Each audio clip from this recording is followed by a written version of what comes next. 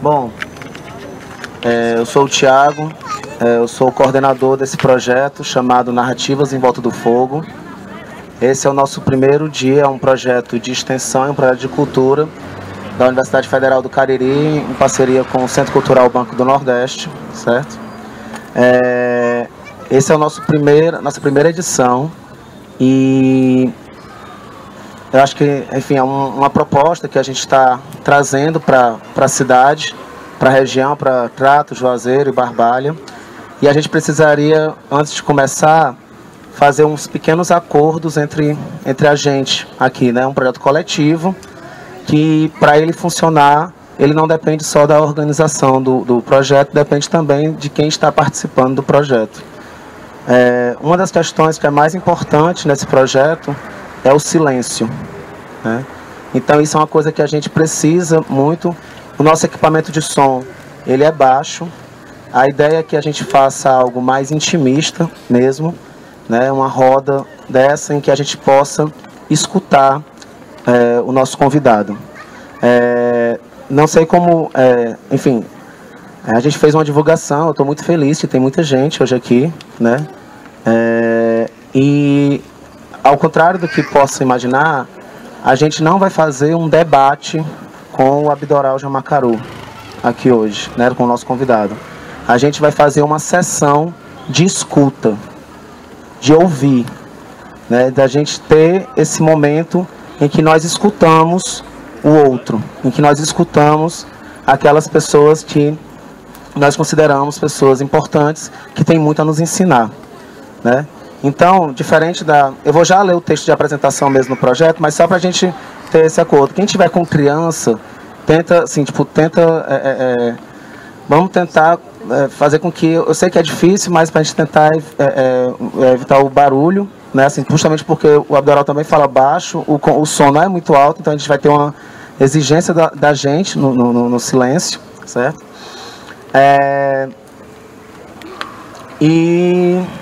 Bom...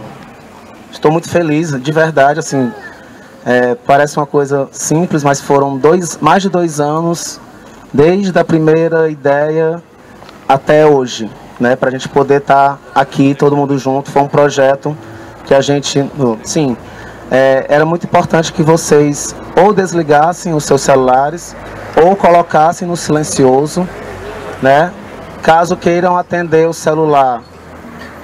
Fiquem à vontade, mas, por favor, saiam da roda para que não atrapalhe, né?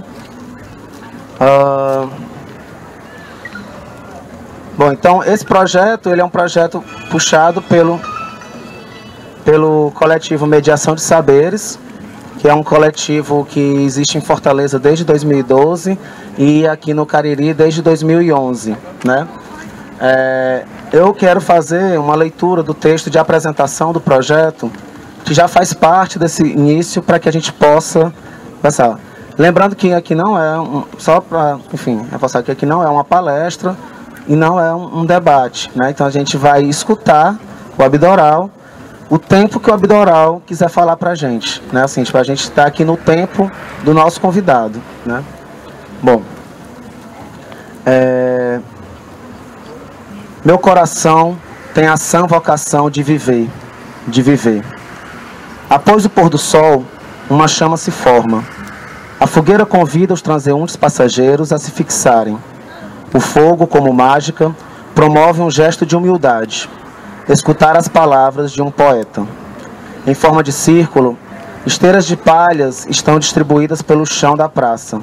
Uma caixa de som e um microfone permitem a concentração silenciosa para poder se ouvir melhor. É a estreia do projeto Narrativas em Volta do Fogo. Uma vez por mês, em locais públicos, homens e mulheres compartilham com a cidade suas experiências de vida.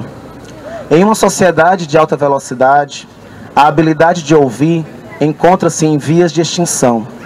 Diante de inúmeros ruídos promovidos pelas cidades de grande e médio porte, e sempre com a desculpa da urgência, o sentido da audição torna-se insensível.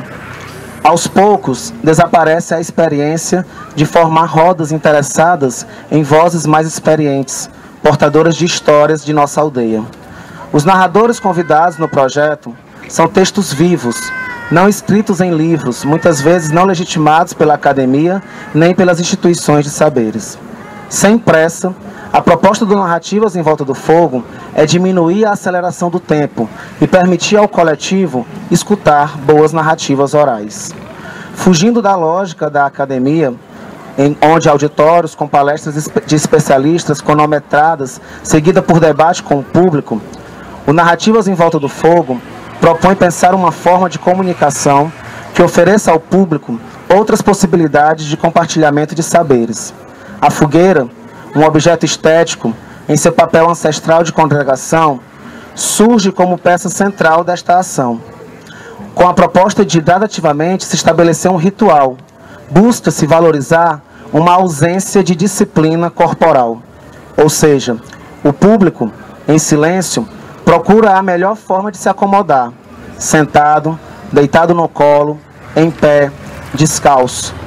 Sem formalidades, o Narrativa em Volta do Fogo, na sua estreia, aposta na fala mansa, serena e gostosa do poeta e músico cratense Abdoral Jamacaru.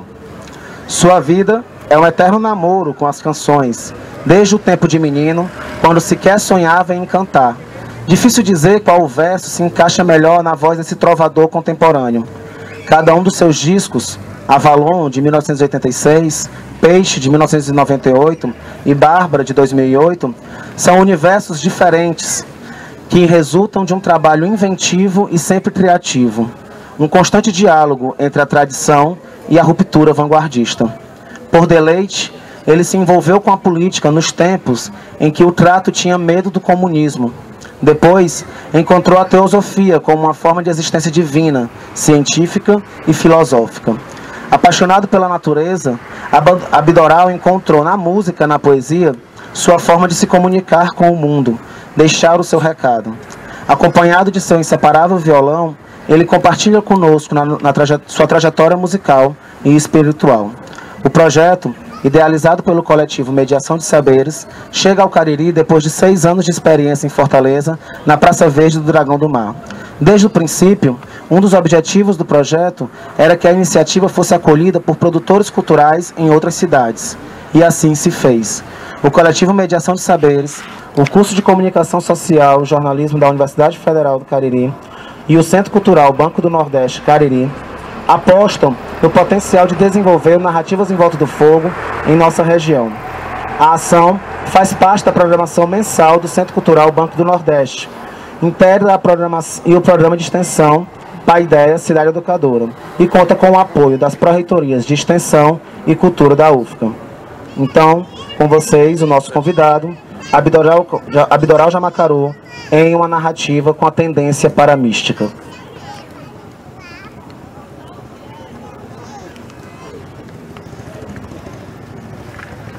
Alô? Boa noite, pessoal. Boa noite. Bom, todo mundo assim que nasce é nu de espírito e de corpo, né? Aí nos vamos vestindo com o tempo, com informações para a nossa mente, para o nosso espírito, e com roupas, de certo modo, por um condicionamento de um pudor criado para poder conter as manifestações do corpo nas pessoas. Bom, nesse momento aqui, eu estou vou tentar me despir para vocês, né? Nasci no Crato, podia ter nascido em qualquer outra cidade, isso não faria diferença, porque eu vejo o planeta como uma coisa só. A mesma importância que eu tenho, a mesma da mais ínfima bactéria, em qualquer lugar que ela esteja. Eu tenho uma visão mais nesse sentido holístico da coisa. Mas, como eu nasci aqui, tive uma formação e informação de coisas que existem nessa cidade. Eu até fiz uma poesia que depois musiquei, que ela fala disso, né? De quando eu comecei, o Crato era uma cidade pequena. Existia muitas casinhas de taipa e era muito, não tinha aquelas ruas, aquela densidade demográfica, não era muito juntas as casas, era mais afastado uma da outra. Eu não sou tão novo assim como vocês. E isso me aproximava bastante da Chapada do Araripe, porque ela vinha e se encostava aqui com os limites da periferia da cidade. Talvez porque, vez por outra, eu estou fazendo alguma música falando da Chapada do Araripe. E minha convivência foi mais com essa coisa, de uma cidade que mais parecia uma vila na época. Ainda não tinha energia aqui no Crato.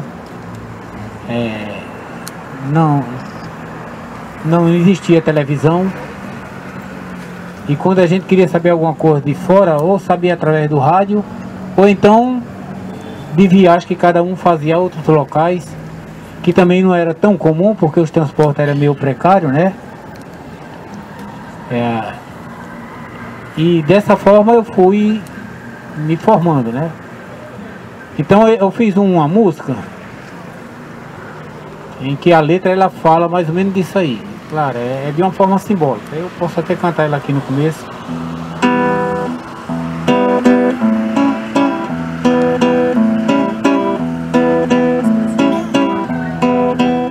No princípio era a serra e o verde, e a mim veio a luz, e me vi entre onças e cutias.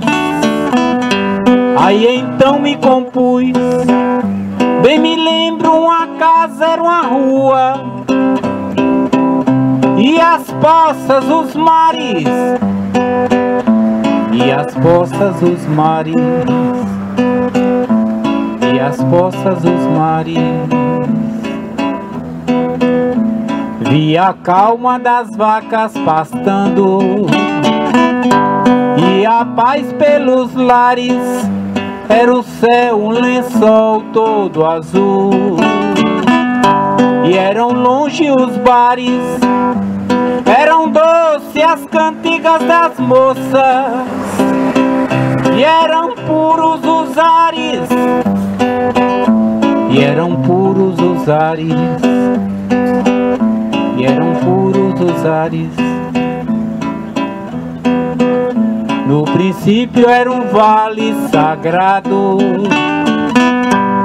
e os meus olhos janelas, era amor, era rio, era relva, e de barro as panelas, e de barro as panelas.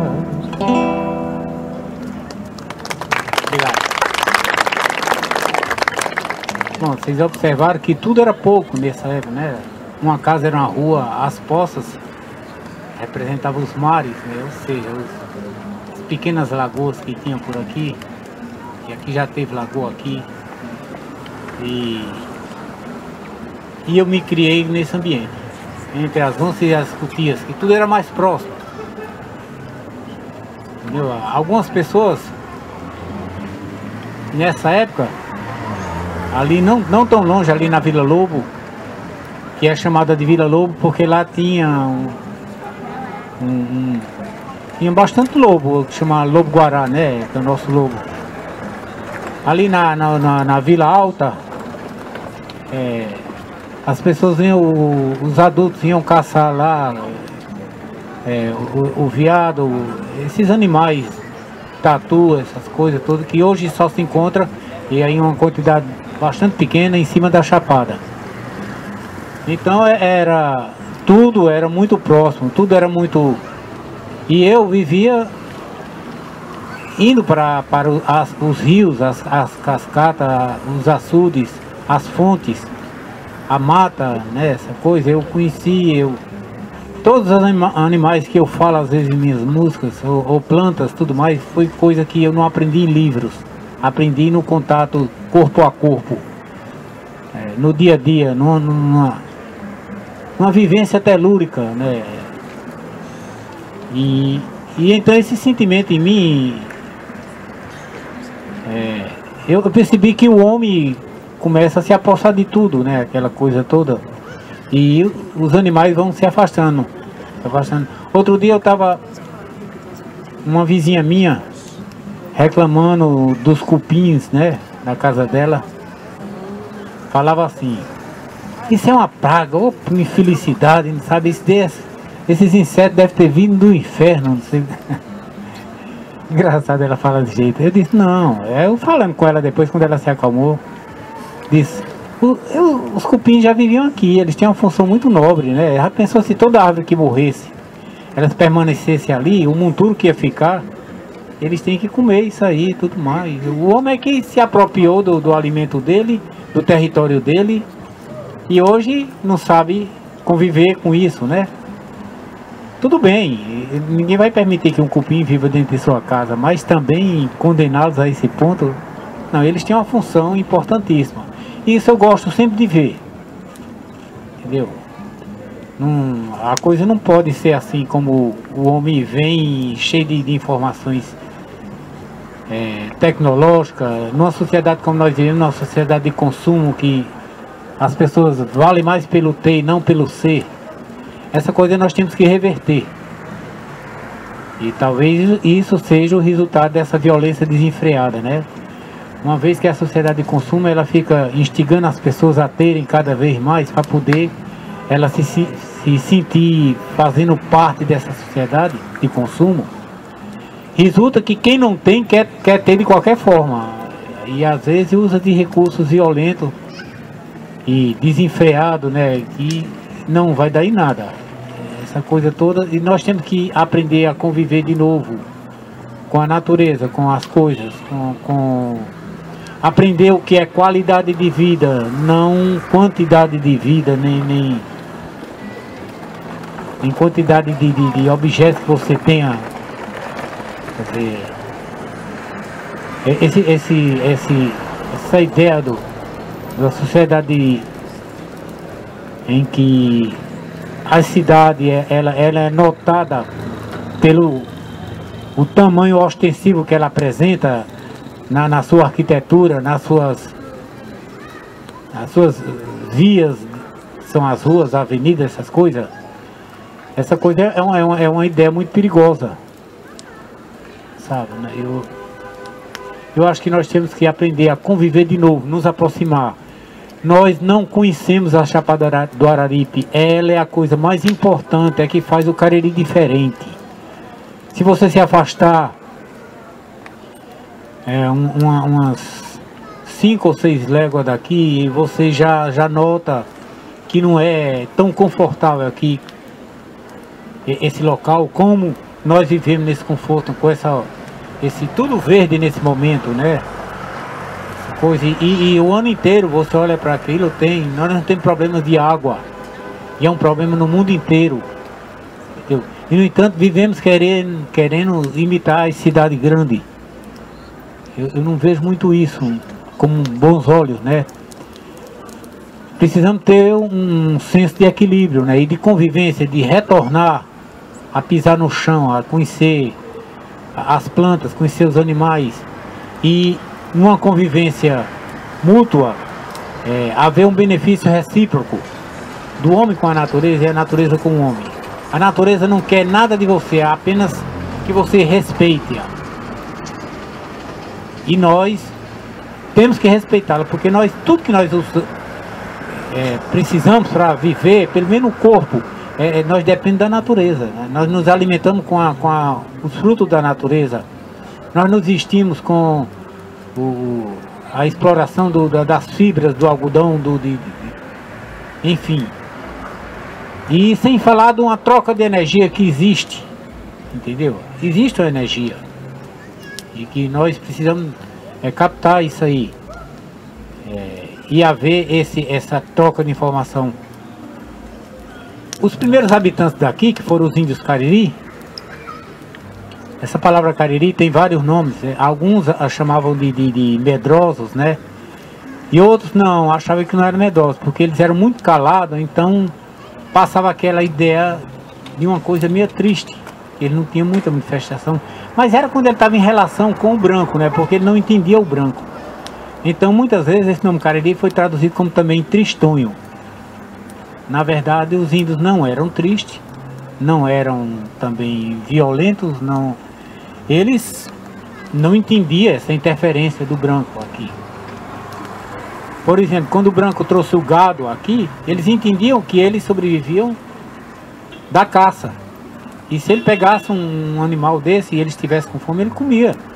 O branco vinha imediatamente cobrar, esse animal é meu. Eles nunca entenderam essa questão de você ser dono dos animais, né? Então havia muitas vezes esse desconhecimento, principalmente por parte do branco, que se achava todo superior. Então,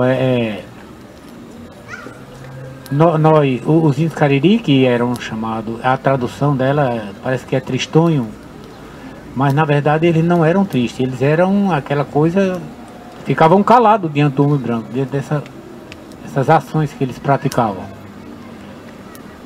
E os índios, eles também gostavam de música, eles tinham aquela relação da música e de rituais místicos, através dessas atitudes ele se manifestava numa relação espiritual com a natureza.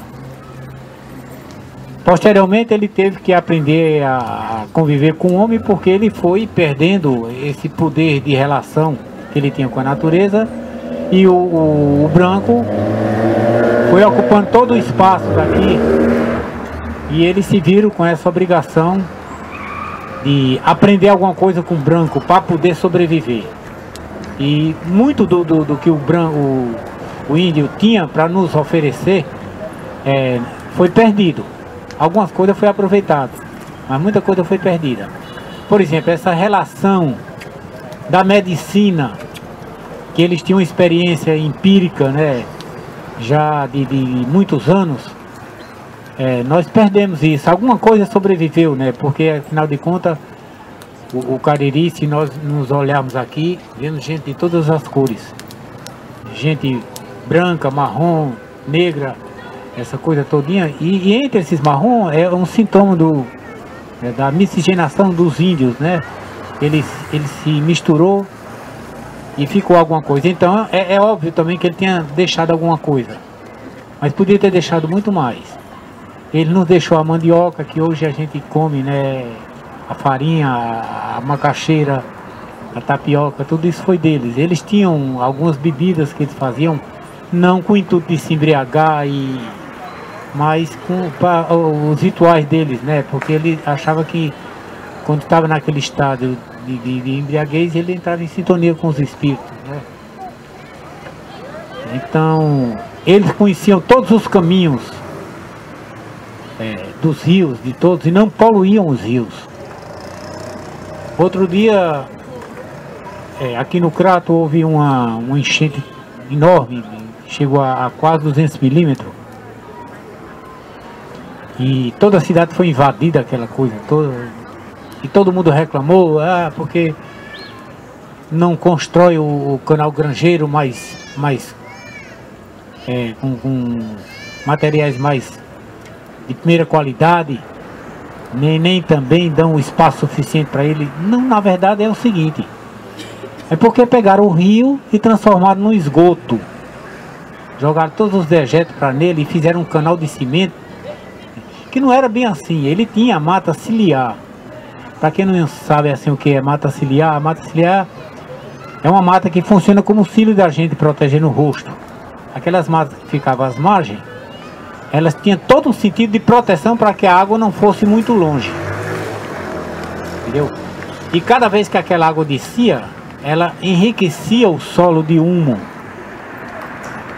E também trazia alimento para os peixes, que posteriormente a gente se alimentava, a gente no caso os índios, né, se alimentava desses peixes. E tudo isso foi exterminado. Então eu questiono, foi interessante essa interferência do branco nesses rios? Nós ainda temos alguns rios que estão ainda em condições de salvar, como o Rio Batateira, que começa lá nas fontes da nascente, a famosa nascente ali, e vai até o bairro Batateira, passando pela cascata, o Fundão. Esse rio ainda está em condições de ser salvo, mas ele já está cada vez mais próximo das chácaras que estão encostando e construindo ali. Cada chácara dessa que constrói, eles destroem toda uma floresta que passou milhões de anos a ser desenvolvido e substitui por outras que eles importam da Europa, da Ásia, da África. Nós precisamos conhecer nossa floresta para poder nos identificar com ela. Poucas pessoas conhecem quais são nossas legítimas frutas. Nós não conhecemos, poucas pessoas conhecem o que é o araticum, o cambuí, a mangaba. O piqui, esse é mais popular, entendeu? Mas nós temos uma diversidade de maracujá, bem uns 4 tipos de maracujá. E no entanto, só consumimos maracujá que foi trazido de fora. É interessante, e quando se fala de ecologia, que é muito comum as pessoas dizerem: precisamos salvar a baleia, precisamos salvar a tartaruga marítima. Quer dizer, não, nós tínhamos, hoje o mascote da Copa do Mundo é o Tatu Bola. Nós tínhamos eles aqui. Quer dizer, nós tínhamos a onça pintada. Nós tínhamos uns 3 ou 4 tipos de veado, sabe? Nós tínhamos quer dizer, eram tantos, o graúna, o canário, e tudo isso foi se acabando. Tudo isso foi se acabando. Quer dizer, e o homem ocupando indistintamente esse espaço, e de uma forma, de certo modo, irresponsável. Nós temos aqui o Instituto Chico Mendes, o IBAMA, a Fundação Araripe, o Geoparque, e temos aí um tipo de polícia que protege a natureza. Quer dizer, são 5 instituições e a natureza sendo destruída. Quer dizer, a gente tem um pouco, nós pecamos também um pouco pela omissão. É preciso que as pessoas conheçam.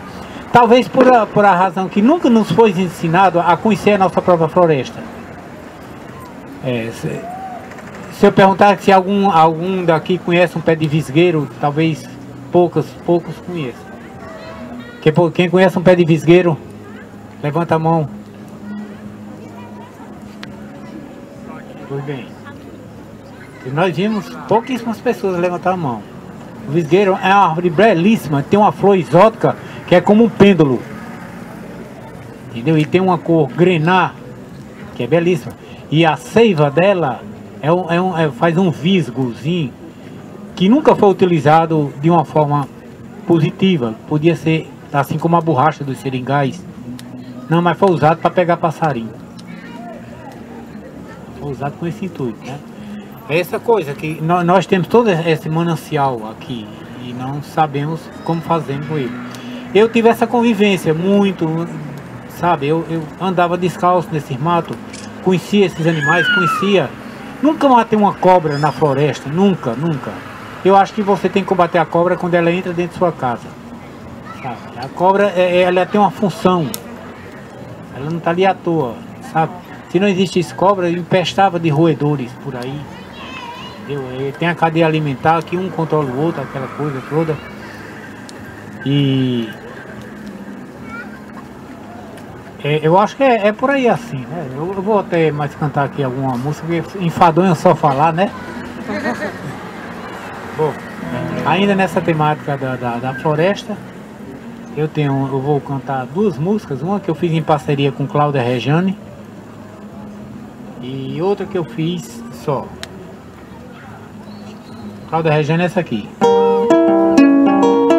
que o Geraldo Júnior gravou, viu?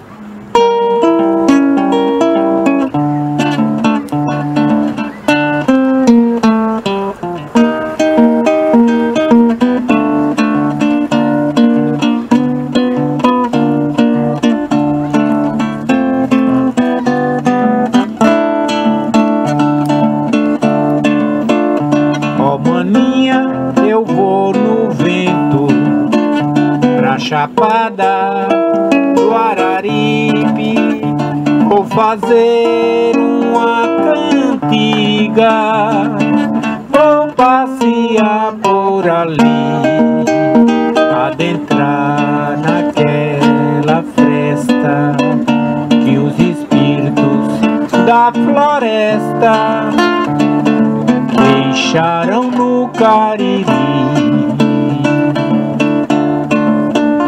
Trago a sede de esperança, um baú pra colher paz. Quero ver na mata dança cada habitante de ti. Será um irmão a mais, o teu chão será meu pai e a floresta minha mãe.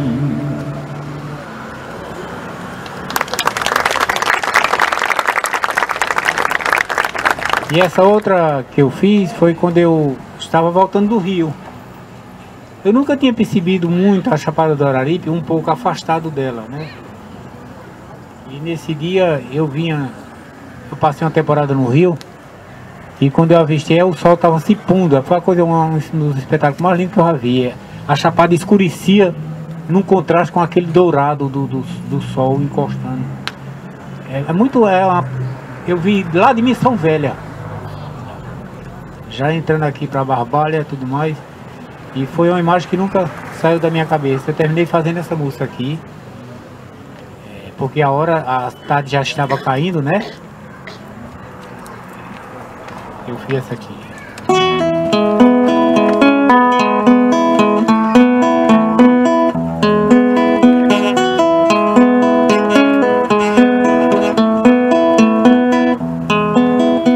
O sol doura o cume verde da Chapada do Araripe, sonolenta tarde cai, noite vem ninar o Cariri.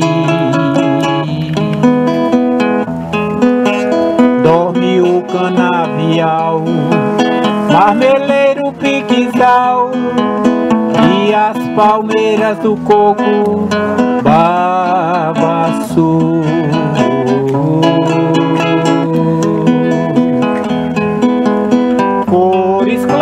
Urubus, reis, vinvim, jacu, caboclo, lindos, abelê, cigarras, papaventos, guaxinins, rolinha, cascavel, guará, já vão dormir,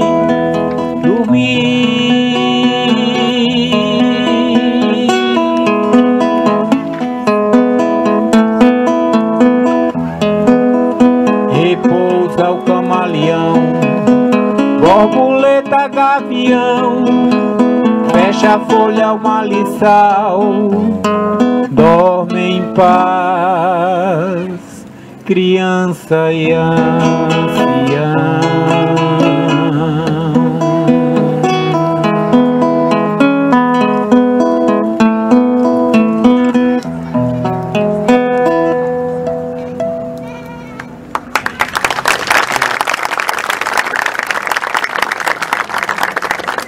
Bom, mas minha vida não foi só envolvido com a floresta, essa coisa. Como toda pessoa de origem estrangeira, que é de outros países da Europa, meu pai tem uma descendência italiana e holandesa. Minha mãe já é de português com negro. E então a gente pega bem mais os costumes dessas culturas, né? Então, lá em minha casa éramos 7, 5 homens e 2 mulheres, e todos, a preocupação da minha mãe era em colocar todos na escola, né? E todos terminando chamava antigamente de ginásio, hoje científico, ensino médio, não, só não fizeram faculdade, né? Chegaram até aí. Eu tinha uma verdadeira horror a sala de aula. Eu não conseguia ficar parado na sala de aula 24 horas. E insisti muito, o máximo que eu cheguei foi a 5ª série. E aí depois eu não aguentei mais, não houve quem fizesse estudar mais. Aí por essa época também eu já estava ficando um adolescente, quando eu deixei de estudar. Mas antes eu vou falar de outra coisa aqui. Eu interrompo aí vou abrir um aspas para poder falar de outro assunto que eu deveria ter falado antes. Quando nós éramos pequenos, brincavam com qualquer coisa. Então, como eu falei, o crato não tinha energia. E minha casa era ali em frente, onde hoje é a quadra Bicentenário. A casa que eu me criei foi lá. E tinha 2 ou 3 carros na cidade. Então quando os carros vinham a direção lá do tênis clube em direção à Praça da Sé, como não tinha energia, né? O farol dos carros batia nas árvores. E à medida que ele ia batendo, a gente tinha a sensação que as árvores iam se deslocando do local.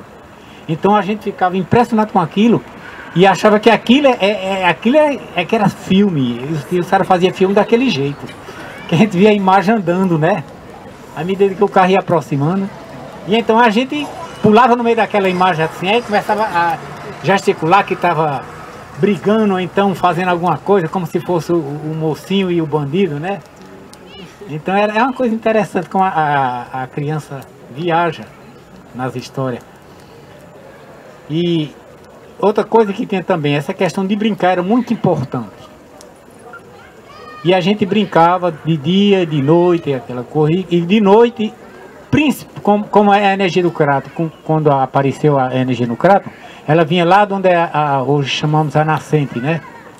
Chamava Casa de Força. E lá vinha uma energia que ela tinha, só algumas casas que tinha energia. Na rua não tinha. E essa energia, quando era mais ou menos assim, entre 8 e 8 e meia da noite, ela já era cortada. Não via mais, as pessoas se recolhiam. Mas em noite de lua cheia, mesmo sem energia, a gente ia brincar em frente à minha casa, era um areal grande, aquela coisa toda. E a gente brincava e ficava inventando brincadeira. Brincava-se de triângulo, de chicote queimado, daquelas coisas. Algumas brincadeiras até não eram muito boas, não, como a tal do quebra-pé. Sabe? Que a gente furava um buraco assim, botava para as pessoas ser atropeladas nesse negócio, cobria com folha. Mas era brincadeira que a gente sabia, que era repassado para a gente, né? Brincava também assim de bicheira, que muita gente conheceu aqui. E brincava também de preso e ladrão, né? Uns ia ser soldado, outros ia ser ladrão, então era aquela coisa. E a gente era perseguido por todo canto, né? Eu gostava sempre de ser o ladrão, não sei porquê.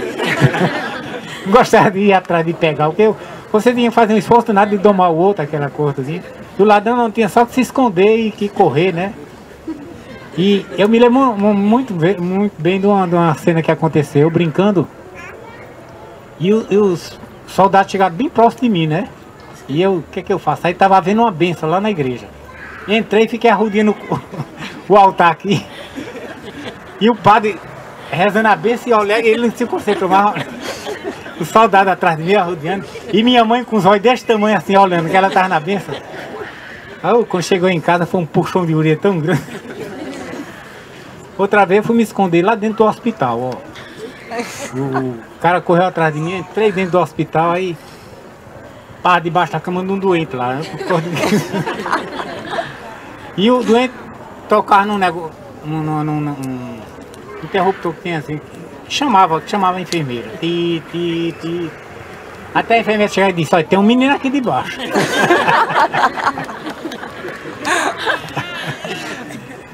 Pois é, então nós tínhamos essa liberdade todinha, brincávamos, a cidade inteira a gente brincava.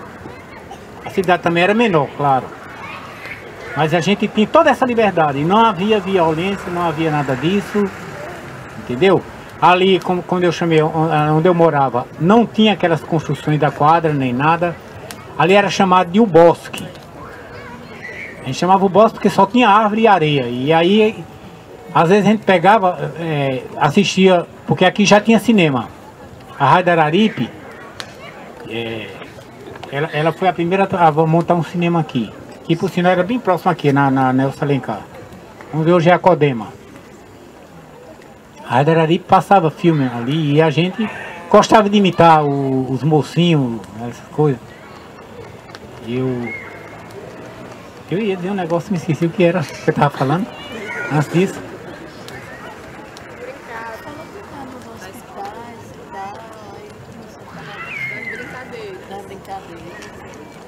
Bem, eu ia dizer uma outra coisa, mas me esqueci o que era. Deixa lá o cinema, né? Que tinha ali em frente ao casa, tinha areia, assim, que vocês brincavam. Sobre o bosque. Era o bosque. Sim, me lembrei, pronto, foi ótimo. Aí então a gente costumava ver, às vezes assistia filme de pirata, essas coisas, né? Passar filme, o filme que passava mais era de cowboy, de pirata e às vezes filme bíblico, como Sansão e Dalila, essas coisas. E um dos filmes que eu gostava mais era de pirata. Então a gente criou um hábito de uma brincadeira lá que era nesse bosque, que era de, quando era na safra dos oitizeiros, né? A gente catava aqueles oiti, cavava um buraco naquele ali e enrolava num papel os oiti e enterrava ali. Aquilo era o nosso tesouro, né? Agora o que acontecia? Tinha sempre outro menino prestando atenção onde você enterrava aquele oiti. Porque aí ele fazia a função de pirata. Quando você desse as costas, ele ia lá e roubava seu tesouro. Isso era uma brincadeira que era aceita. Esse jogo era aceito. Você podia roubar o tesouro do outro. Mas você vê como tudo era assim, era tudo imaginação da gente. Não tínhamos brinquedo de plástico, nem eletrônico. Quando querias, o carro era a coisa que mais nos fascinava, né? E a gente fazia nossos próprios carros. A gente fazia, às vezes com caixa de sapato, né? Tentava botar umas rodinhas de madeira, aquela cor todinha. Depois fomos aprender a trabalhar com a madeira, com prego, essas coisas. E fazíamos caminhãozinhos, as coisas assim. E também inventávamos de passar um cinema, né? Cinema, eles botavam uma lâmpada cheia d'água e botava ela aqui, anterior a ela botava uma fita que a gente colhia no cinema quando as fitas quebravam, né? As películas quebravam, a gente tirava uma, aí botava ali. Aí focava com a lanterna aqui, tinha que botar a fita de cabeça para baixo. Quando focava aqui, o resultado era sair a fita normal lá na frente. E a gente chamava isso de cinema, né? Então, a gente vivia mais em função da brincadeira. Eu quero chegar aí para falar das tradições culturais que existia de reisado, maneiro pau, essas coisas todas. Que eles também preservavam o espírito de criança e faziam esses folclore, tudo mais, como se fosse uma brincadeira. Eles diziam, hoje a gente vai fazer uma vadiagem, vai fazer uma brincadeira. Eles diziam isso, muito essa coisa. E se apresentavam tudo em determinadas épocas do ano. Por exemplo, a gente não via reisado o ano inteiro, como se vê hoje. Em vez de reis. E eles diziam, não, hoje a gente vai brincar de reis. Aí o que é que eles faziam? Iam para as casas, chegavam lá, tocavam e dançavam em frente às pessoas. O dono da casa se agradava daquilo e dava uma oferenda a eles. Às vezes comida, às vezes bebida. Geralmente eles queriam mais bebida. E a gente dava isso para eles, então eles se deslocavam para outra casa. Quer dizer, era uma... Isso, eles tinham como uma brincadeira, porque eles não viviam disso. Não viviam de fazer exibição nem nada. O reisado era... Ele cantava coisas que tinham a ver com o menino Jesus, nesse caso, essa coisa toda. E algumas coisas que eles misturavam com o Bumbo Meu Boi também. O folclore sempre foi muito confuso nessa questão da definição das suas origens. Eles misturam muita coisa e vão acrescentando, que existe uma dinâmica, né? À medida que eles vão aprendendo uma coisa e outra, eles vão botando. Então era assim os reisados. Como também as bandas cabaçais, elas não faziam espetáculo nem nada, mas elas tocavam nas renovações, ela tocava nas festas da padroeira. Aí teve um prefeito do Crato, muito antigo aí, foi anterior a mim, eu só lendo no livro de história vi isso aí. Que ele comprou uma banda de música, né? Aí então, os músicos, trouxe um maestro de fora para ensinar os músicos aqui a tocar essa banda. Quando a banda ficou pronta, ele proibiu de toda a banda cabaçal ser apresentada na cidade, porque ele achava que a banda cabaçal era um atraso. E quase que ele extingue as bandas cabaçais daqui. Foi que depois, por ironia do destino, posteriormente, o filho dele se candidatou, foi eleito e resgatou tudo isso. Foi o J. Figueiredo Filho. Mas você vê como é o ponto de vista de cada um. De pai para filho já muda alguma coisa. Então, todo esse folclore, eles viviam em função ou de datas religiosas ou de brincadeira. Maneiro pau era brincadeira de improvisar. Tinha o refrão que era maneiro pau. Desde lá que eu dou de cá, maneiro pau, lá, sabe? Aí era assim, o coro dizia maneiro pau e o outro ia improvisando verso. Ia sempre repetindo alguma coisa. Ele pelo que eu li sobre os historiadores do Crato, assim, eles falavam que o maneiro pau vieram dos engenhos. Os cambiteiros eram aqueles que levavam a cana de açúcar nos burros e que ela era colocada entre cambitos, assim, para poder a cana não se espalhar nem cair. Aí quando eles terminavam de trabalhar no engenho, eles pegavam aqueles cambitos e iam brincar de maneiro pau, fazer uma roda, ia batendo um pau com o outro assim e cantando maneiro pau. Mas tudo era brincadeira. Tudo continuava brincadeira. Então a questão da brincadeira é uma coisa muito importante na nossa cidade. Entendeu? Eu acho. E nós temos que ver se o pessoal que manipula as culturas, ou então que dá amparato para ela todinha, ver se resgata essa questão do verdadeiro sentido do folclore. E não trazer o folclore para fazer apresentação disso, aquele outra exibições lá não sei o que mais lá. Hoje eles estão querendo se apresentar em todo canto e ganhar cachê bem caro. Bom, mas deixou de ser uma brincadeira, né? É um direito deles, querer ganhar do trabalho que eles fazem, mas deixou de ser uma brincadeira. E isso aí é muito importante.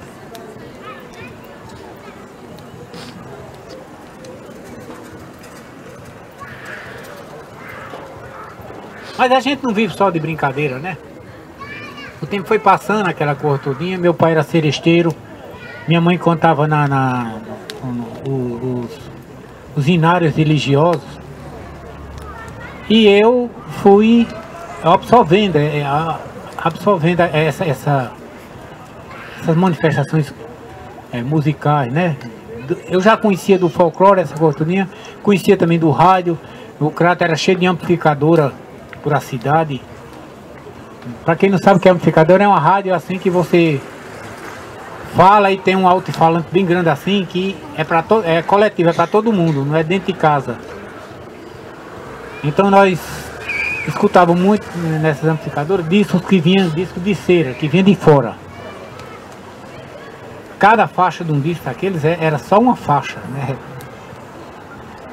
Depois, posteriormente, veio o vinil. Esse primeiro disco era feito da cera de carnaúba. E cada face do disco era só uma música. Então a gente escutava a música que vinha de fora. E escutávamos aqui também o folclore da cidade, essa coisa. Eu escutava também o inário religioso de minha mãe. Tinha uns hinos que eu achava bonito pela melodia dele, né?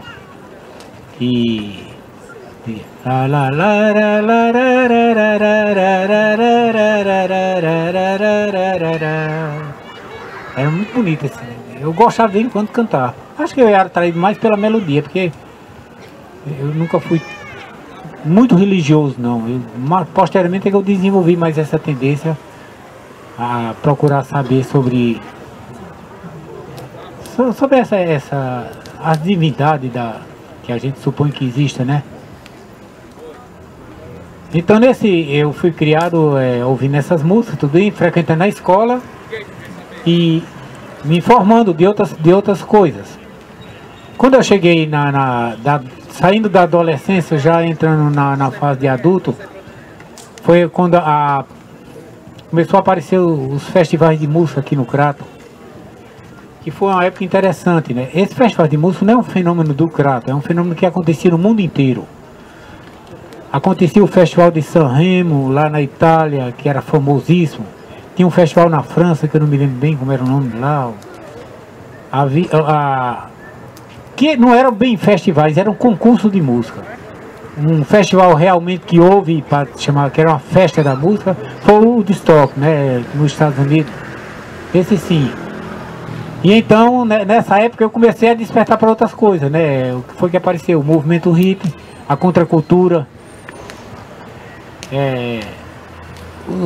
as mudanças de paradigma. E eu fui vendo também outro movimento que foi acontecendo paralelo a isso. Isso eram os assuntos que aconteciam a nível de planeta. Mas localizado aqui, nós tivemos principalmente, não só localizado, mas em toda a América Latina, uma infestação de ditaduras militares, né? E que eu não tinha a menor ideia do que seria isso aí. A ideia que eu tinha é o que era passado a igreja, que era muito conservadora, principalmente aqui da região, e passava aquela ideia que os comunistas iam invadir o país e tomar o país, aquela coisa todinha. Eu morri de medo de um comunista. Passei esse tempo todo. Aí, até que comecei a receber, quando o regime militar se instalou, ele proibiu dos brasileiros sair para não passar uma imagem ruim do Brasil, do que estava acontecendo aqui. Era proibido se viajar para o estrangeiro, era muito difícil, a não ser que fosse um carro que fosse de extrema importância para o país. E então houve uma circulação muito grande de pessoas que vinham lá do sul para o nordeste, do nordeste para o sul. Era uma coisa incrível mesmo. E minha casa virou um ponto de referência. Tudo quanto era hippie, essa coisa, ia lá para casa. A gente chamava as pessoas de hippie pelo cabelo dela grande, a barba grande. Eu não sabia que era, por trás disso existia uma intenção, uma cultura que vinha questionar os paradigmas cristalizados, sabe? E reivindicar novos comportamentos. Nessa época se questionou as religiosidades, porque é chata essa história de religião. Você nasce, você não pede de jeito nenhum e já lhe batiza numa igreja tal, porque seu pai é dela tal, você não sabe disso nem nada. Coisa mais chata aí. Não, passou a haver uma abertura para isso. A gente deixou o Oriente entrar aqui. E principalmente os Beatles, eles foram muito responsáveis por isso. Eles tiveram uma relação muito forte com a Índia. Fizeram algumas músicas até com instrumentos indianos. Então, e no Festival do Woodstock se questionou tudo, né? Se questionou a história do jovem ir para a guerra. Tinha cantores como a Jean Baez, né? Que o marido dela tinha ido para a guerra e ela fez umas músicas, era uma cantora de protesto. Aqui na América Latina era a ditadura. E eu estava começando a fazer música, mas numa ingenuidade. A primeira música que eu fiz foi uma música de Natal. Horrorosa, por sinal. Eu acho que era até plágio, assim, porque depois você ficou na minha cabeça que essa música eu já tinha ouvido ela em algum canto. Quando eu cantava eu ficava achando que tinha ouvido. Certamente, eu acho que ela era um plágio. E a letra era boba mesmo, sabe? Mas aí, por ter feito uma música, um amigo meu chegou perto e disse: rapaz, você é um gênio. Você fez uma música, rapaz. Eu já pelejei para fazer uma música. Era o Albert Mesquita. Hoje ele mora em Santa Catarina. E aquilo me deu um ânimo danado, sabe? Mas eu sei fazer música, ó. Fiquei pensando nisso. Bom, e fui fazendo algumas músicas todas, mas depois me deparei com outras pessoas que também estavam mexendo com isso. Entre essas pessoas era o Luiz Carlos Salatiel, o Geraldo Urano, que entrava como letrista, meu irmão mais velho do que eu, já fazia música antes de mim, e outras pessoas foram aparecendo. Então aconteceu uma coisa interessante. Como a maioria era ali em volta da quadra bicentenário, nós chamávamos de parque nessa época. Já deixou de ser bosque, passou a ser chamado de parque.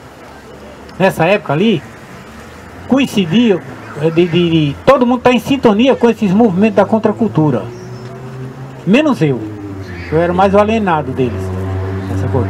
E então esse pessoal lá começou lá a fazer poesia, a fazer como é que se diz, pinturas, fazer teatro, fazer filme. Então, passou a chamar a atenção da cidade inteira. Então, todo mundo que mexia com arte ia lá para esse parque municipal. A Jaquina aqui é testemunha disso aí, né? Aqui. Ela foi uma das que participou desse movimento. Então, daí a gente um dia teve a ideia de se juntar e fazer um movimento lá que chamamos de Salão de Outubro. Então, nesse Salão de Outubro, a gente era uma semana de arte e a gente acampava na própria praça, fazendo arte. E a prefeitura dava só infraestrutura, né? E o resto a gente se virava. E os artistas todos iam lá, cantava de graça, tocava de graça. Quem fazia cordel, vendia cordel. Quem fazia escultura, expunha lá. Quem fazia pintura, expunha também. Quem fazia teatro, ensinava. E enfim, nós chegamos a fazer talvez uns 10 ou mais. Lançava livro, né? Nessa coisa foi onde a gente conheceu muita coisa importante. Isso chamou a atenção de muita gente. Foram 10 anos de atividade nisso. E então ficou uma referência, como dizia, a turma do parque. As cadeias, aquele turma do parque. Alguns não entendiam o que a gente estava fazendo e diziam, é um pessoal besta, só quer ser intelectual. Aquela coisa. Outros diziam, rapaz, eu tenho maior vontade de me aproximar, mas eles são muito fechados. Não éramos fechados. É porque, na verdade, a gente recebia as pessoas quando chegava lá. E as pessoas pensavam, às vezes, por a gente não ir a eles, que éramos fechados. Mas então houve muita manifestação. E no meio dessa efervescência todinha, a coisa aconteceram também os festivais, que eu volto a dizer, concurso de músicas, em que nós que estávamos começando a fazer música, começamos a fazer. E o primeiro festival, o meu irmão foi quem ganhou.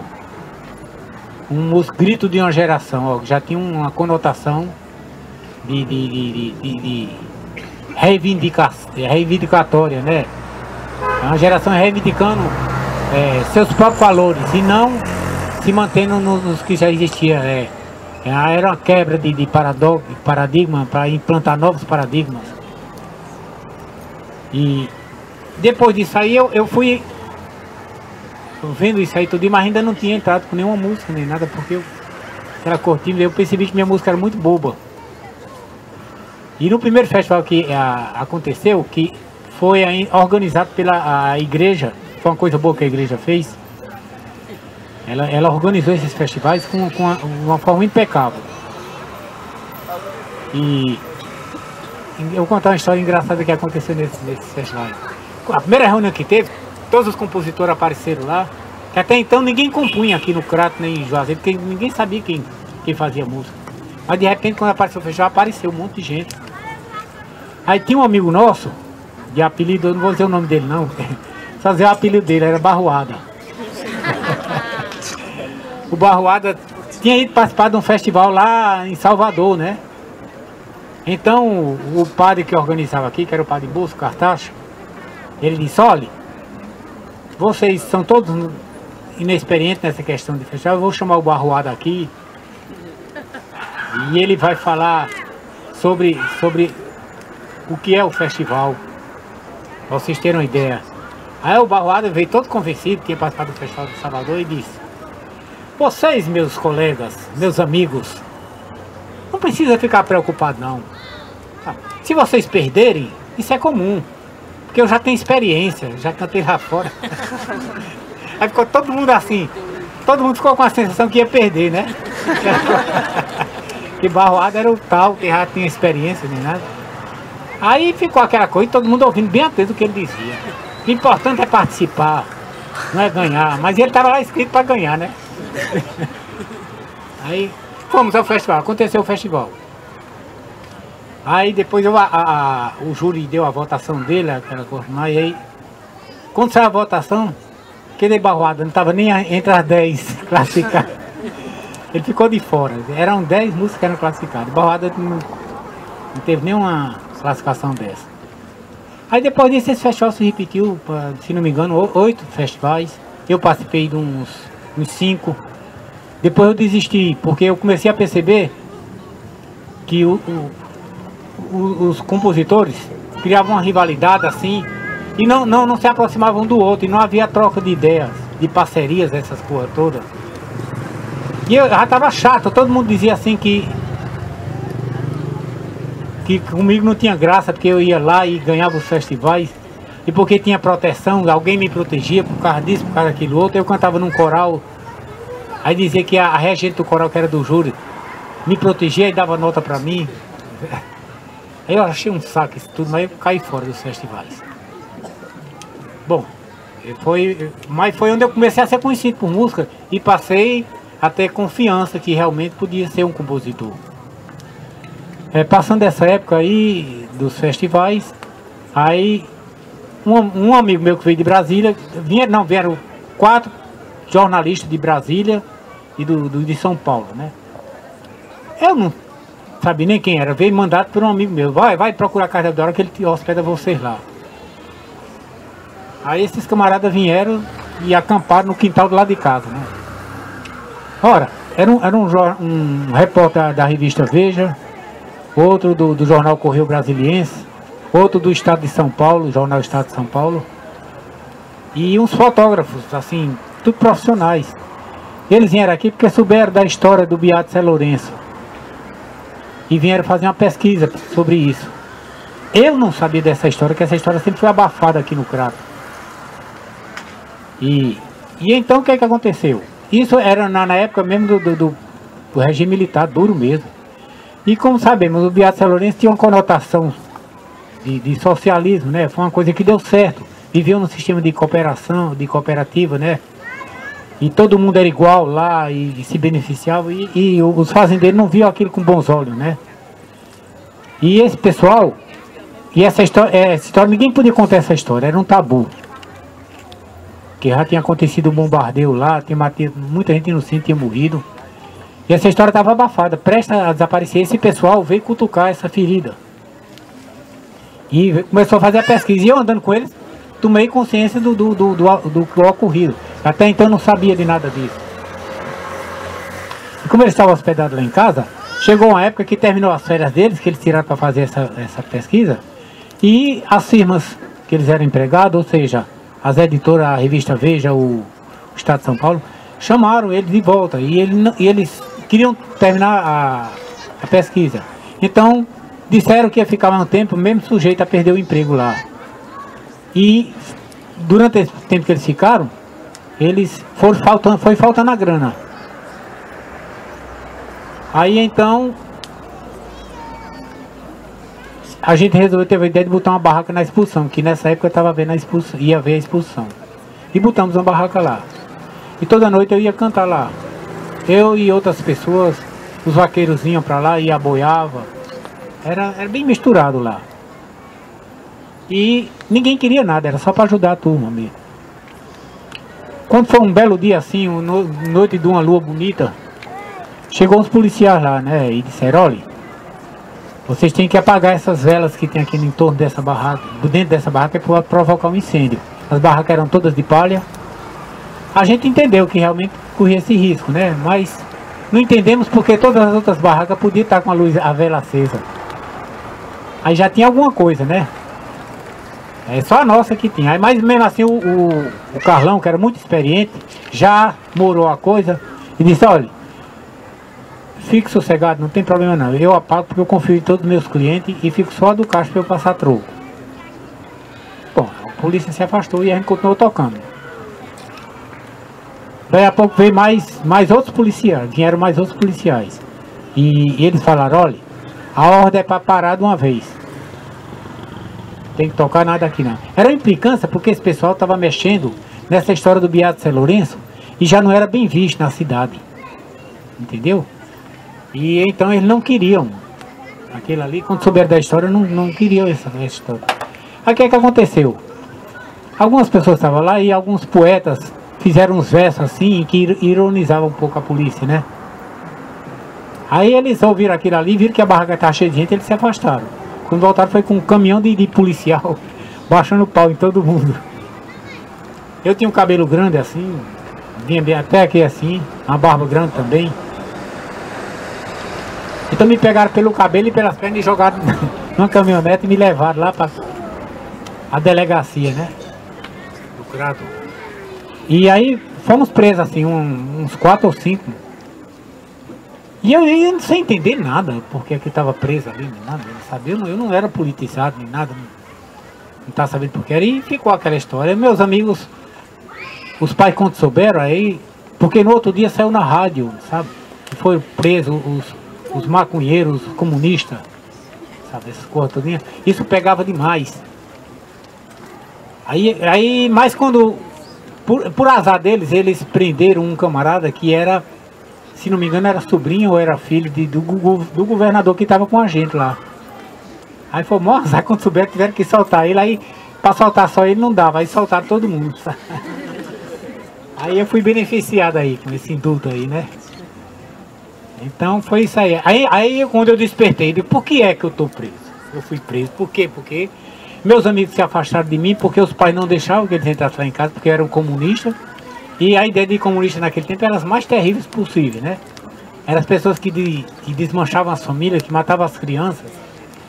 Foi, entendeu? Que roubavam as coisas da pessoa, aquela coisa, os bens, tomavam as terras. E então nem fiquei afastado um tempão mesmo. E aí o que é que aconteceu? O Francis Valles lá de Fortaleza, era uma pessoa muito politizada, vendo minha situação, entendendo bem, sabe, Doral, deixa isso de lado aí, não ligue para isso não, eu vou montar um show, sei lá, em Fortaleza. Eu digo, nunca fiz um show, sempre cantei uma música ou duas, eu não sei nem o que é fazer um show. Ele disse, mas eu lhe dirijo o tempo todinho. Aí tá certo, formamos uma banda e fomos para Fortaleza. Chegou lá, ele tinha uma influência muito grande na imprensa e cutucou toda a imprensa para dar uma cobertura. Então criou-se em Fortaleza uma expectativa que era um artista, sabe, assim, que tinha uma bagagem muito grande, uma estrada muito grande. Não era bem verdade isso aí, estava começando. Mas a expectativa foi criada e lotou o teatro lá. Lotou mesmo. Sim, aí antes ele fez uma recomendação, ele disse, olha, em determinado momento, você diga, viva Vitor Hara. Que era uma homenagem a um chileno que foi muito resistente à ditadura lá no Chile. Chegaram até a cortar as mãos deles, porque ele tocava guitarra e sempre cantava música de protesto. E terminaram matando ele, fuzilando ele, né? Mas eu não sabia dessa história, quem era Vitor Hara, nem nada não. Ainda estava despertando para a coisa. Aí eu fiz o show, cantei as músicas todas e a plateia lá aplaudindo educadamente, né? Quando chegou no momento eu disse, e viva Vitor Hara! A auditório explodiu. E eu fiquei mais tranquilo, né? Aí, Vitor Hara foi aquele, né, sucesso danado. Aí depois terminou o show e todo mundo veio conversar comigo, rapaz, legal, o show foi bom, tudo mais, mas foi mais legal demais você ter falado de Vitor Hara. Vitor Hara, pois é, rapaz, precisava falar dele. Aí eu só falando isso, sem saber quem era Vitor Hara. Aí fomos pra casa, quando fomos pra casa, no meio do caminho eu disse, Franz, quem é esse Vitor Hara? Aí ele me explicou realmente, e eu fiquei satisfeito por ter feito isso, dar essa contribuição. Assim, aí quando eu fui me envolvi com a política, né? Saí do. Aí daí, portanto, eu não mais participava de festival. Não queria nem que fizesse, eu queria mais festival. Ainda participei de um, fui participar lá em Sobral. Foi em Sobral. Esse festival de Sobral também tem uma história engraçada. Eu cantei uma música que hoje eu não sei mais a letra dela, já esqueci. E essa música foi bastante votada lá pelo júri, sabe? Aí eu fui para disputar já o primeiro lugar com um cara lá de Sobral também, que era um grande compositor que tinha lá, o Vicente. Mas eu não pude cantar não, quando eu ia cantar a torcida tinha que ganhar o cabo de Sobral. A torcida gritava, berrava aquela cortina, ninguém ouvia de jeito nenhum que eu estava cantando. E tinha gente que ia lá e desligava o filme, sabe? Foi uma confusão, juro compreender nessa coisa todinha e terminou dando o primeiro lugar para o Vicente e o segundo para mim. E a gente continuou amigo, eu e Vicente, um excelente compositor. Posteriormente ele fez umas parcerias com o Ednardo. Aquela. Na beira da lagoa. Essa música dele, o Vicente. Bom, aí a partir daí eu neca de festival, o negócio era show agora, eu já entendi o que era show e passei a me autoproduzir E depois eu ainda... Sim, o resultado desse show lá em Fortaleza foi interessante. Eu que tinha sido quase expulso da cidade, quando voltei ao Crato, tinha mudado de prefeito, e o prefeito novo fez uma recepção para mim, me deu uma medalha de honra ao mérito, sabe? Foi interessante isso aí. Se ainda hoje eu tenho essa medalha, acho que ainda tem essa medalha lá em casa. Não sou muito de guardar essas coisas, mas acho que essa medalha ainda tem. E amenizou mais minha barra, mas mesmo assim continuou a barra pesada. Foi quando eu resolvi realmente ir embora do Crato. Aí fui, não tinha destino não. Hora eu dizia que ia para São Paulo, hora eu dizia que para o Rio, porque eu não queria ir. A verdade era essa. Eu estava me sentindo acuado, eu não tinha estudado, não tinha emprego. Só aprendi a fazer música, sabe? E no Crato não dava para fazer mais, porque estava manchado lá. Aí resolvi viajar. Aí viajei, eu fui para Recife, Fortaleza, e sempre as pessoas me recebendo em suas casas, sabe? Me dando alimentação e hospedagem, essa coisa. Fui para São Paulo, Rio, Brasília, Santa Catarina, Rio Grande do Sul, e até no final dela foi no Rio de Janeiro. Nessa trajetória todinha aconteceu entre esse show, sempre o pessoal recebendo meu trabalho, graças a Deus, muito legal, sabe? Muito respeito. E teve um detalhe particular que foi no show no Rio Grande do Sul, foi a plateia mais estranha que eu já vi. Que na verdade, eu tenho um cunhado que mora lá, em Novo Hamburgo. E ele queria fazer um show comigo lá. Agora o pessoal lá muito ligado à música rural, né? Aquela música folclórica do Rio Grande do Sul, vaneirão, essas coisas. E ele para atrair público, ele fez um show, que metade do show era um grupo de vaneirão e outra metade a minha música. Ora, eu cantando uma música cheia de metáfora, cheia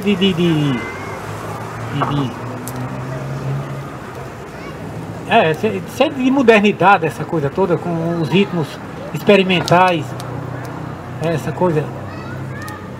E aí o pessoal cantando uma música tradicional lá, né? Foi a metade do show, foram eles primeiro. Eles cantaram lá, aplaudidíssimo, né? Quando começou o meu show, um silêncio. Cantei uma música, 2, 3, 4, 5, era mais ou menos umas 15 músicas. E um esforço danado para chamar a atenção. Parece que via uma palmazinha, nada. Mas também não vaiaram, isso aí amenizava, né? Aí terminou o show assim. Quando terminou o show, aí foi um aplauso danado, aí o pessoal de pé, aplaudindo de pé. Tirei 300 quilos das minhas costas nessa hora. Que a finalidade de você cantar em palco é ser interagido pelo reconhecimento do público, né? E isso aí não estava acontecendo. Foi a única particularidade que teve. No resto, fui bem recebido. Tive um tempo no Rio, morei lá, fiz algumas músicas lá também no Rio. E no começo penei muito, muito mesmo, porque ninguém me conhecia, ninguém me dava espaço nem nada. Depois eu cantei num espaço que chamava Barbas, que era do filho de Nelson Rodrigues. E ele, sabendo assim, ele conheceu meu trabalho, viu eu tocando no canto, e aí chamou para tocar lá no bar dele. Foi o que me salvou, uma temporada boa que eu passei lá, cantei bem uns 3 meses nesse bar. Mas depois eu cheguei à conclusão que eu não dava certo eu no Rio. Na hora de disputar os espaços, eu tinha que entrar naquela briga, tinha o Brasil inteiro lá dentro querendo mostrar sua música. Gente de todos os estados, as gravadoras eram todas lá no Rio e São Paulo. Eu não era de brigar, sabe? Eu ia lá, se tivesse vaga pra mim, se não tivesse, não... aquela coisa. Então eu digo, não, o que é que eu tô fazendo aqui? Eu vou voltar. Aí voltei para o Crato. E essa minha trajetória aqui no Crato, passei a fazer shows aqui, e às vezes ia para Fortaleza, às vezes ia para São Luís. Bom, fui indo. E aí, até que numa iniciativa do Luiz Carlos Salatiel, eu gravei meu primeiro CD. Que eu devo muito isso a Salatiel, porque ele pegou do bolso dele o dinheiro, num dinheiro que ele ganhou. Ele era funcionário do Banco do Brasil. Era um dinheiro que ele tinha lá, não sei, um direito que ele tinha por tempo de serviço prestado ao banco, aquela coisa tudinho. Ele podia muito bem comprar uma casa, uma coisa assim, né? Ele investiu na produção do CD. Na época chamava LP, né? porque a LP é a abreviatura de long play, que seria longa duração, disco. Até então o disco era só de uma faixa. E com vieram os vinis, eram 6 faixas de um lado, 6 faixas de outro. Aí ele financiou tudo. Eu fui para São Paulo, toquei lá com alguns músicos daqui, outros lá de São Paulo. Alguns músicos que tocaram comigo lá eram músicos bons, que simpatizaram com o trabalho. Tinha músicos que tocaram com Caetano, com Djavan, com Gil mesmo. Quer dizer, eu tive muita sorte de pegar essas pessoas lá. Sofri muito no estudo, não tinha experiência de estudo. Ficava tenso, nervoso quando ia cantar, aquela coisa. Mas o pessoal ia me relaxando. E eu terminei gravando o Avalon, que vocês conheceram aí. E que foi um trabalho que ainda hoje eu posso considerar como um trabalho atualizado. Porque eu sempre tive uma preocupação de fazer um trabalho atemporal. Eu nunca fiz um trabalho porque a música na moda tá essa. Não. Eu fazia aquelas coisas que estavam dentro de mim, todo o conhecimento musical que eu tive, do que eu já ouvi, das serestas, do tropicalismo, mesmo da bossa nova, do folclore. Eu sempre misturei. Eu tenho música que tem uma conotação de rock, tem outras que tem uma conotação de coco, de shot, e vai variando assim. Eu termino fazendo uma misturada, né? Eu fui muito antropófago, né? Eu comia tudo quanto era música, ia digerindo dessa forma. E é o resultado do meu trabalho. E depois, posteriormente, eu gravei o Peixe, que na época foi considerado pela imprensa de Fortaleza como o melhor disco do ano. E depois veio o Bárbara. O Bárbara eu não consegui. Eu gravei por aqui, fui muito bem aceito aqui, mas eu não consegui ainda cantar o Bárbara lá num lugar mais distante, nas capitais. Pretendo ainda fazer isso. E tô cheio de música nova, doido pra gravar, e sem grana, mas um dia aparece. Sempre foi assim. Do primeiro disco, passei 12 anos para gravar o primeiro. Do primeiro para o segundo foi mais ou menos isso, 12. Do segundo para o terceiro foram uns 10 anos. E nesse já vai bem, se não me engano, bem uns 6. Nesse último para o próximo, que eu tô louco para fazer. Bom, essa minha trajetória, foi essa minha vivência, foi esse Socrates que eu vi. É isso que eu tinha para dizer para vocês.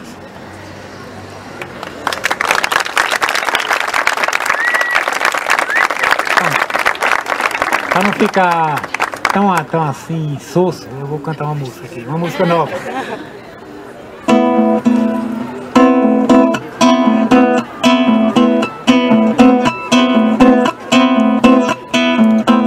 Não fique triste, passará na sua janela uma linda melodia, tonificando sua alma como um bálsamo.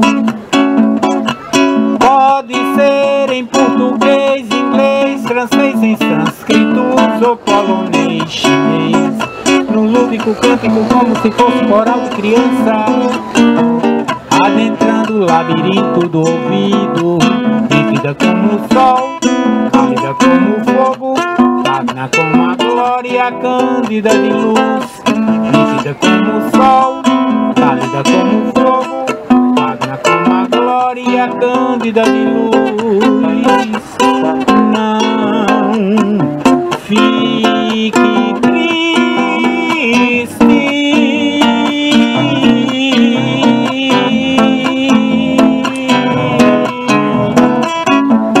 pode ser em português, inglês, francês, em sânscrito ou polonês, chinês, num lúdico cântico como se fosse coral de criança, adentrando o labirinto do ouvido, nítida como o sol, cálida como o fogo, magna como a glória cândida de luz, nítida como o sol, cálida como o fogo, magna como a glória cândida de luz.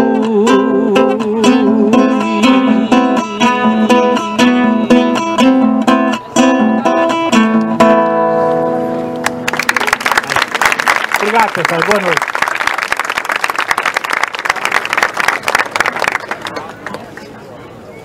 Bom, pessoal, queria agradecer a presença de todos e todas. E eu queria só dizer que essa foi a nossa primeira edição, certo? O próximo, Narrativas em Volta do Fogo, vai ser dia 31 de maio, certo? Com a Mãe Maria de Xangô, que é a Mãe Maria que tem um terreiro há mais de 15 anos, lá em Juazeiro, e ela organiza a marcha pela liberdade religiosa no Cariri. Vai ser dia 31 de maio na Praça do Marco Zero, em frente ali à Matriz, certo? Antes, só antes de dispersar, eu queria muito agradecer ao Abdoral por ter, enfim, foi todo um longo processo, né? Era para culminar em hoje, acho que deu muito bem, né? Queria também agradecer, eu acabei no começo não apresentando a equipe que trabalha nesse projeto. Apesar de parecer simples, foi um trabalheira montar esse projeto, então eu queria agradecer aqui ao Felipe e à Sawane, que foram os que fizeram a produção desse narrativa. Queria também agradecer, a gente é um grande coletivo, né, que a gente também organiza um outro projeto chamado Percursos Urbanos, e também queria agradecer aqui ao Winnie, o Cícero, Érica, a Alana, né, que também são pessoas que estão junto comigo desde quando a gente pensou esses projetos, o Rodolfo também, o Antônio, que não está aqui hoje, mas que está junto com a gente também há um bom tempo, ao Cleiton, que dentro do Centro Cultural Banco do Nordeste tem feito todo o trabalho. Eu esqueci alguém? Não, né? Pelo amor de Deus. Desculpa. O rapaz do fogo. O Miguel, que salvou a gente aqui, porque a gente chegou à conclusão que a gente não sabe montar uma boa fogueira, mas a gente vai aprender, né? E lembrar também, né, além de reforçar o convite para o próximo Narrativas, dia 31 de maio, lá vai ser às 18 horas, lá na Praça do Marco Zero, em frente ao SESC, ali perto da Praça da Matriz. E também convidar para o nosso outro projeto, que é o Percursos Urbanos, que é um passeio pela cidade. Nós vamos realizar no próximo sábado, dia 3 de maio, um percurso urbano sobre a oficina literária, que vai ser com a Ana Karine, às 3 da tarde, saindo lá do Centro Cultural Banco do Nordeste. Bom, pessoal, então é isso. Muito obrigado e até a próxima edição. E mais uma vez, obrigado ao Abdoral.